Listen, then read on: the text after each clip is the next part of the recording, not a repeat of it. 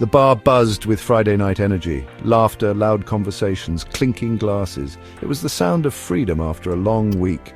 4 friends, Mark, Kevin, John and David, huddled around a sticky table nursing beers. He's late.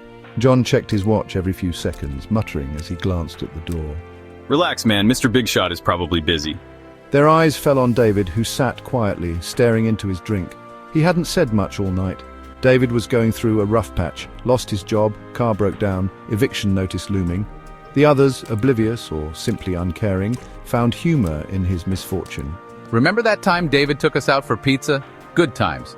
Now who's buying tonight? John and Kevin roared with laughter, slapping the table.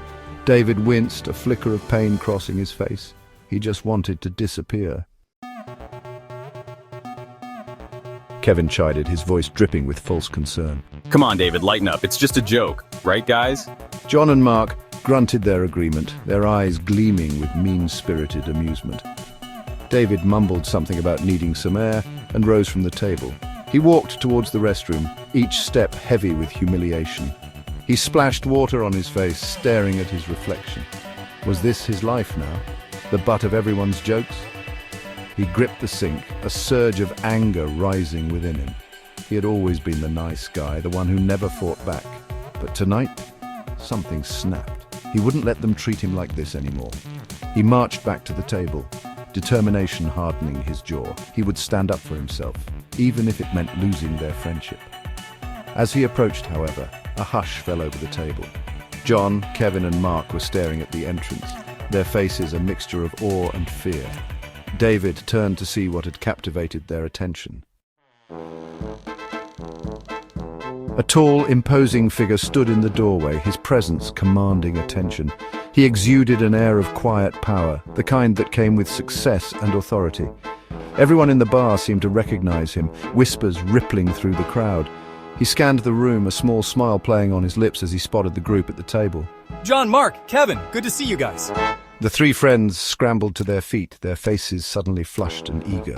Mr. Thompson, you made it. John stammered, extending a hand.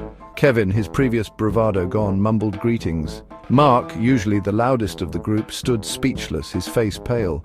They were like schoolboys in the presence of the principal. Mr. Thompson, still smiling, walked past them and stopped in front of David. The smile widened, genuine warmth replacing the polite facade. He clasped David's hand firmly. David, my friend, good to see you. Sorry I'm late. Couldn't get away from the office. David, taken aback, could only nod, a confused frown on his face.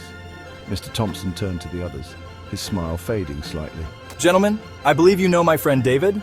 John, Kevin and Mark stood frozen, their faces a mixture of shock and dawning horror. David, you know Mr. Thompson? Mr. Thompson raised an eyebrow, a hint of amusement in his voice. Know him? Gentlemen, David is the CEO of this company. He's my boss. The silence that followed was deafening.